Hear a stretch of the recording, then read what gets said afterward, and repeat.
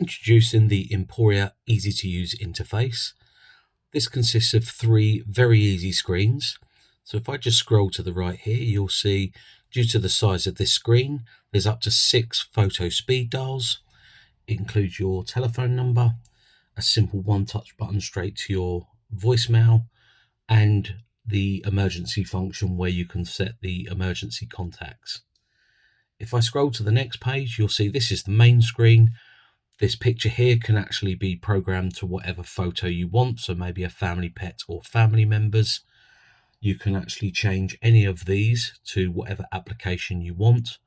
And then going to the last screen, you'll see this consists of 8 tiles.